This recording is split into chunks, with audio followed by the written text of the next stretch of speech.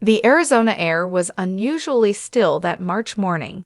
Janelle Brown stood quietly on her porch, her arms wrapped around herself, even though the chill had nothing to do with the weather. She stared blankly at the horizon, trying to process the phone call that had shattered her world just hours earlier. Her son, Garrison Brown, was gone, and with him, something essential in the Brown family had died too. A shocking loss. News spread quickly. Fans of sister wives, friends, extended family, everyone was stunned. Garrison, just 25, had been full of potential, humor, and a strong-willed sense of independence. He was a National Guardsman, an animal lover, and a quiet fighter for peace in a family that had long been split by loyalty and conflict. But behind the smiles and strength, Garrison had been struggling. He felt alienated from his father, Kody, and the increasing control that Robyn, Kody's fourth and only remaining wife, seemed to have over the family. As COVID rules separated them physically, emotional chasms widened. The Brown family, once touted as a symbol of unity in plural marriage, had fractured into estranged pieces. And now, one of those pieces was gone forever. The memorial that changed everything. The memorial was held in Flagstaff a week later, in a sunlit church filled with silence heavier than stone.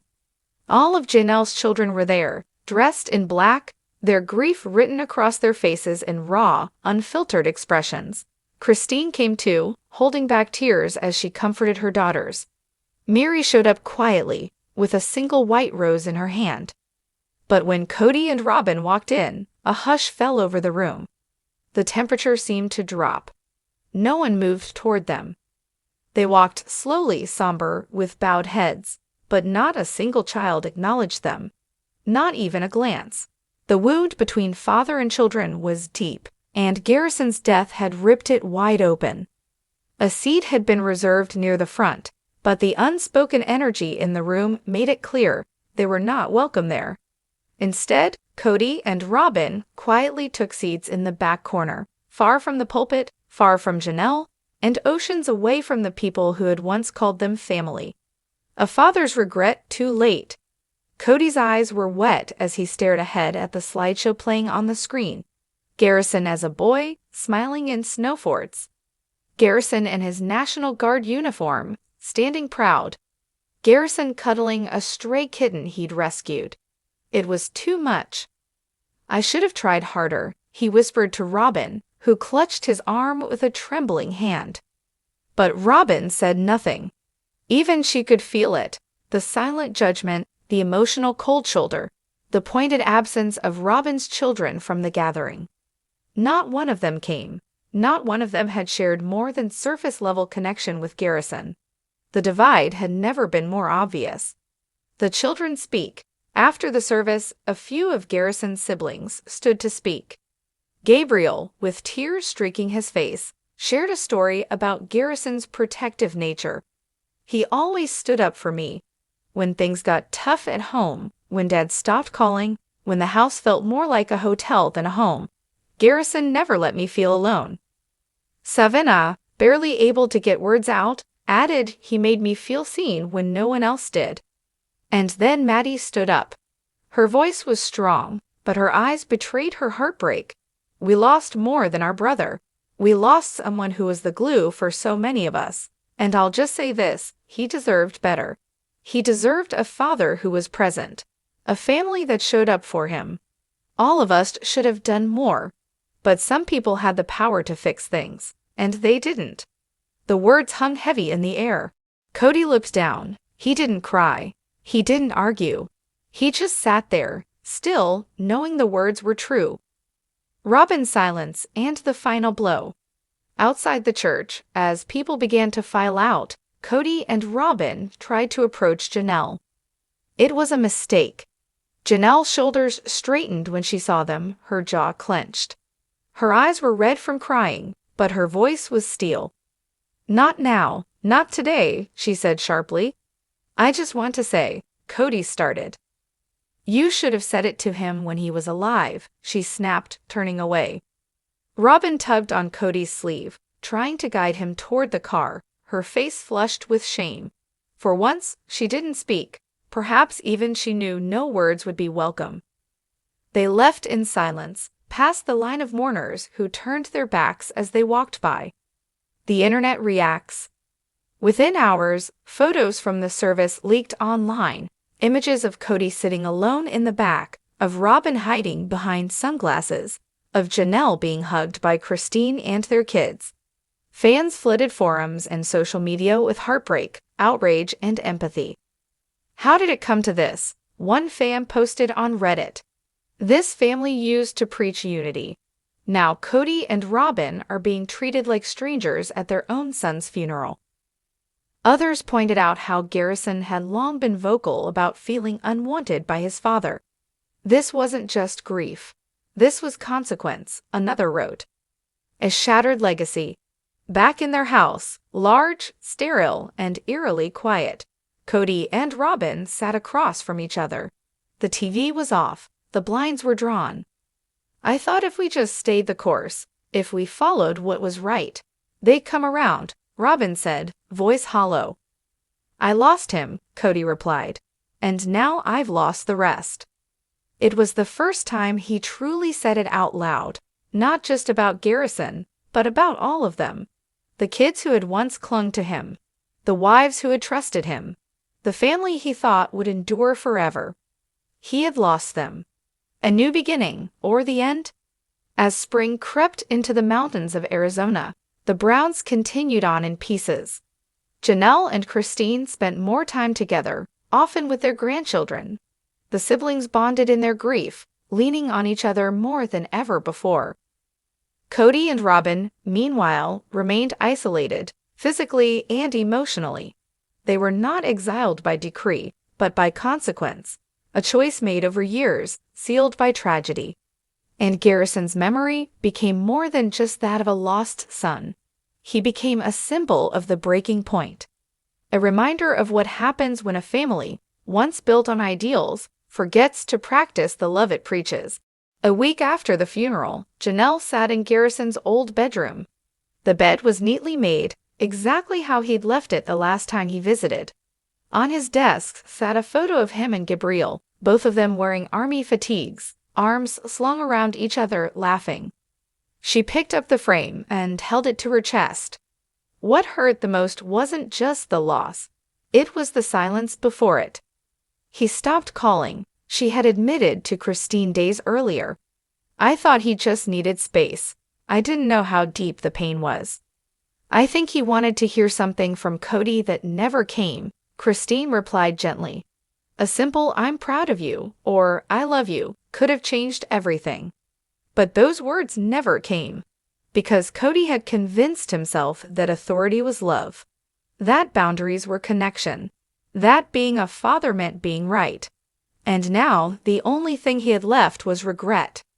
Solomon's question. Back at Kody and Robyn's home, the atmosphere was tense but muted. The younger children sensed the shift but didn't understand it. One evening, as Robyn tried to keep dinner going like normal, her son Solomon, only 13, asked, "Why don't the other kids like us anymore?" She froze, spoon halfway to the pot. "They don't hate you," she said, turning around slowly. "They're just hurting." "Did Garrison hate us?" "No," Robyn whispered. "He was hurting too." But inside, she knew the truth was more complicated. Robyn had often taken the role of mediator, but over the years, her protective instincts hardened into defensiveness. She thought she was defending her children, her marriage, but in doing so, she had helped build the emotional wall that Garrison and others had run into again and again. Now that wall stood higher than ever, and Solomon was old enough to see it. The letter. 3 weeks after the funeral, Janelle found a sealed envelope in a box of Garrison's belongings. It was addressed simply, "To Dad, if you ever care." She stared at it for nearly an hour before finally deciding. She drove to Kody and Robyn's house herself. No warning, no text. When Kody answered the door, his face twisted with confusion. "I'm not here to fight," Janelle said, holding up the envelope. "I found this. I think you need to read it." She placed it in his hand and turned away before he could say anything. Back inside, Kody sat down in his dark living room, turned on a single lamp, and opened the letter. Garrison's letter. "Dad, if you're reading this, it means something really bad happened or you finally decided to listen. I don't know which one came first, but I guess it doesn't matter now. I spent a long time wondering why I wasn't enough. Why Gabe and I could never do the right thing in your eyes, why you stopped showing up. You used to be my hero. But somewhere along the line, you became someone we had to beg just to spend time with. I know you loved Robyn. I know you thought you were protecting something, but you forgot about the rest of us. You forgot about me. I wish you could have seen what you were doing before it was too late. If I'm gone now, I hope you'll finally see it. Not just for me, but for the others. Don't wait until it's too late with them too. Goodbye, Garrison." Kody breaks. For the first time in years, Kody cried, not on camera, not with performative guilt, but with the full weight of a father who had failed. He didn't speak for hours. He just sat, the letter clutched to his chest, rocking back and forth. Robyn tried to comfort him, but even she knew this was a moment she couldn't fix. This was a reckoning. Christine's kitchen table. Meanwhile, in Utah, the rest of the Brown children had gathered in Christine's kitchen, something that rarely happened since the family split across multiple states. They talked, laughed a little, cried even more. The grief was still raw, but it had brought them closer. There were no camera crews, no staged moments, just family. Maddie looked around the room and said, "You know what? We don't need him to have a family. We are the family." Heads nodded. Gabe added quietly, "Garrison would have liked this. Us all together." They raised glasses of sparkling cider, Garrison's favorite drink, and toasted to him. To the brother who saw us and made us see each other. Frozen out for good, Kody and Robyn weren't invited. Not to the kitchen gathering. Not to the group text. Not to the private family memorial the kids planned at the Grand Canyon, one of Garrison's favorite spots. And they both knew why. Trust once lost doesn't come back through words. It comes through actions, and sometimes not at all. The cold that lingers, months passed. The seasons changed, but the family did not. Janelle, Christine, and their kids built a new rhythm, one without Kody. Mary eventually moved away too, choosing to rebuild her life privately. And Kody? He stayed with Robyn, surrounded by silence, walking the halls of a big, beautiful house that echoed with the absence of children. He sometimes scrolled through old photos. Garrison grinning in the backyard, Maddie holding Axel as a baby, Gabe riding his first bike, and wondered how he got here. The days following Garrison's funeral didn't bring healing for Kody. They brought headlines. Where was the father? Garrison Brown's memorial reveals deep family divide. Robyn and Kody shunned at funeral. Brown children say enough is enough. Fans demand TLC cancel, sister wives amidst backlash over Garrison's estrangement. Across social media, fans rallied behind the adult Brown children. Hashtags like #JusticeForGarrison and #TeamJanelle trended for days. Old sister wives clips were resurfaced, especially those where Garrison tried to speak out, only to be dismissed or minimized by Kody. One fan tweeted, "You can literally see the pain in Garrison's eyes in season 17. He begged his dad to be a father, and Kody walked away." Another wrote, "No amount of Robyn's tears can fix what was lost. The kids begged for love. They got rules and silence instead." And in fan forums, even longtime supporters of the show began to call for its end. Some accused TLC of exploiting real family trauma for ratings. Others said it was time for the network to give the Brown children a platform of their own, separate from the family drama that had caused them so much pain. The network calls. It didn't take long before TLC producers reached out to Kody and Robyn. The show had been slipping in ratings over the last few seasons, But Garrison's passing and the very public fallout had renewed interest. A new season could document the family's grief, the children's reaction, and perhaps even a path to healing. But when approached, the answer from Janelle, Christine, and their kids was unanimous. No. We're not doing grief for ratings, Maddie said flatly in a group Zoom call with producers. This isn't another storyline. This was our brother. TLC considered pivoting the show around Robyn and Kody, but fan interest clearly lay with the rest of the family. Quietly, executives began exploring spin-off opportunities that focused on Janelle and Christine's side of the family, the children, the healing, and life after polygamy. The letter to the viewers. 2 months after the funeral, Kody posted a letter on his rarely used Instagram account. To those who have watched our family for over a decade, I have made many mistakes. Some you saw, some you didn't. Losing Garrison has broken me in a way I cannot explain. He was brave, kind, stubborn, and brilliant. And I didn't say that to him enough. I thought I was doing what was best for the family. I thought my role was to lead, not to listen. But leadership without love is just control. And control without understanding is what drove so many of my children away.